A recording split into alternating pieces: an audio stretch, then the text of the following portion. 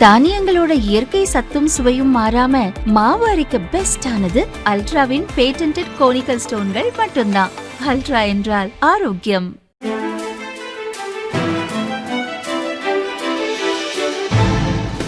தட்டை, சீடை, முறுக்கு, ரிப்பன் போகடா, அதிரசம் என்ன வேணாலும் செய்யுங்க.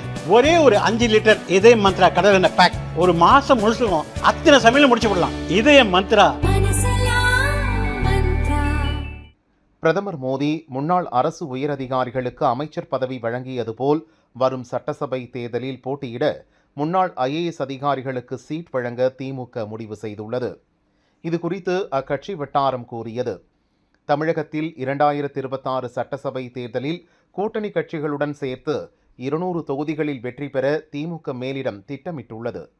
தேர்தலில் எதிர்பார்த்தபடி மீண்டும் வெற்றி பெற்று ஆட்சியை பிடித்தால் முதல்வர் ஸ்டாலின் தலைமையிலான அமைச்சரவையில் இளைஞர்களுக்கு அதிக அளவில் வாய்ப்பு வழங்கப்பட உள்ளது.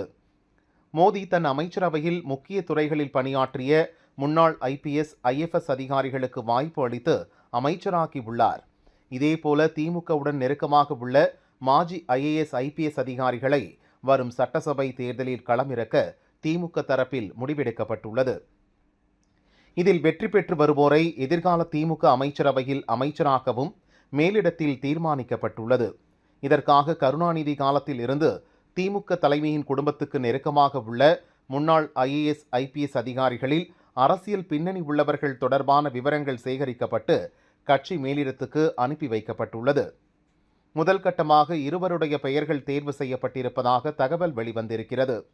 இருவரில் ஒருவரை திருவாரூர் மாவட்டத்தில் ஒரு தொகுதியிலும் இன்னொருவரை சென்னையில் ஒரு தொகுதியிலும் போட்டியிட வைக்கலாம் என்றும் கட்சி தலைமை முடிவெடுத்துள்ளது.